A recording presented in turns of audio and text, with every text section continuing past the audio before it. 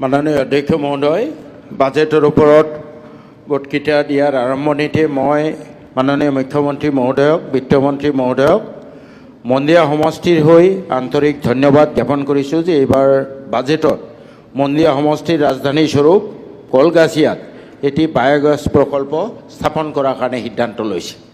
মাননীয় অধ্যক্ষ মহোদয়, বাজেটৰ ওপৰত আলোচনা কৰিবলৈ the first prerequisite is to discuss about the fiscal parameters, fiscal health and other nitty-gritties.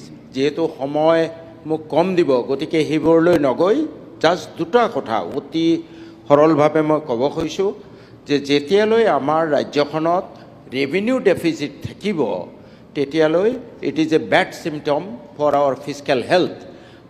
As per FRBA মেগ 2009-10 চনতে ৰেভিনিউ ডেফিচিট শেষ হ'ব লাগিছিলে, কিন্তু আজিলৈ ৰেভিনিউ ডেফিচিট চলি আছে।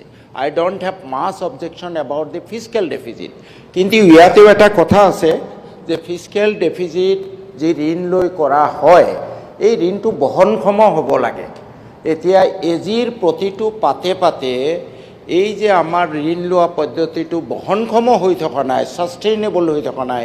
although the government side will say that it is within 32% of the GDP, কিন্তু এজিয়ে দেখুৱাই দিছে যে অহা সময়ছোৱাত আমি সেই ঋণবোৰ পৰিশোধ কৰিবলৈ কেনেকুৱা বুজা পৰিব। এনেকুৱা এটা সময় আহিব যে আফটাৰ 10 year গ্যাপ, এনেকুৱা এটা সময় আহিব যে ৰাজ্যৰ ৰাজহ গোটেইখিনি ঋণ মাৰোঁতে গৈও আৰু আমি ঋণ লৈ ঋণ মাৰিব লাগিব। That will B A very difficult situation. সেইকাৰণে আমাৰ ঋণ লোন প্ৰফাইল এইটো যাতে বহনক্ষম হয়, ছাষ্টেইনেবল হয়, তাৰ প্ৰতি লক্ষ্য ৰাখিব লাগে। এতিয়া মাননীয় অধ্যক্ষ মহোদয়, মই অলপ দুই এটা লোকেল ইছ্যু ক'ব খুজিছোঁ।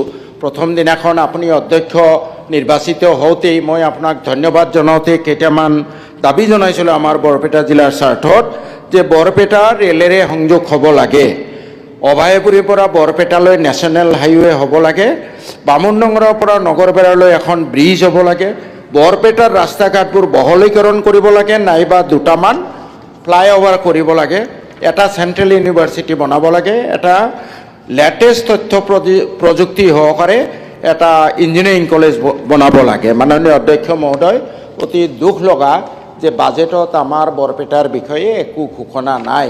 বৰপেটা 1886 চনত স্থাপিত এখন চহৰ। সেই সময়ত গোটেই অসমত মাত্ৰ 3খন চহৰ আছিলে, শিলচৰ, গুৱাহাটী আৰু বৰপেটা। আজি শিলচৰ ক'ত, গুৱাহাটী ক'ত আৰু বৰপেটা ক'ত? তাৰ পিছত হোৱা চহৰবোৰ বহুত আগবাঢ়ি গ'ল।